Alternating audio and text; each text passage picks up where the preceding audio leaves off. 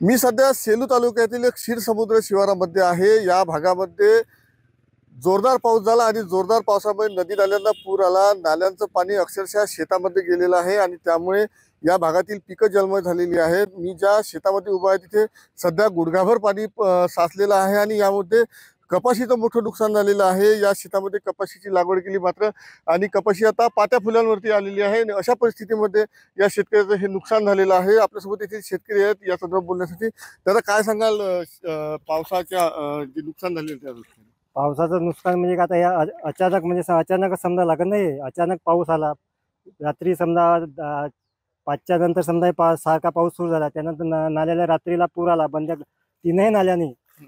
तीनही नाल्याला भयानक पूर, काही गावाला बंद आहे। तीनही नाल्यामुळे गावाच्या बंद म्हणजे अर्ध्यापर्यंत गावाच्या पाणी आलेलं आहे आणि जे नाल्याकाठची शेती आहे समजा शेतकरी आहे यांचे पूर्ण असे नुकसान झालेले आहे।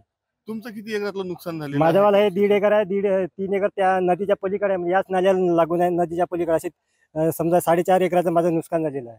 किती उत्पन्न अपेक्षित होतं, काय नुकसान झालं? उत्पन्न आता निसर्ग अवलंबून समजा साधारण किती शेतकऱ्यांचं या परिसरामध्ये नुकसान झालेलं? या सरासरी याच्यामध्ये 50 ते 60 शेतकऱ्याचं नुकसान झालेलं आहे। काय मागणी आहे तुमची?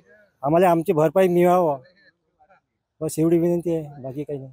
नक्कीच या पुरामुळे मोठं शेतकऱ्यांचं मोठ्या प्रमाणात नुकसान झालेलं आहे आणि याची शासनाने भरपाई द्यावी अशी मागणी शेतकऱ्यांकडून करण्यात येत आहे। महेश मुंजाळ, TV9 मराठी, क्षीरसमुद्र, वर्धा।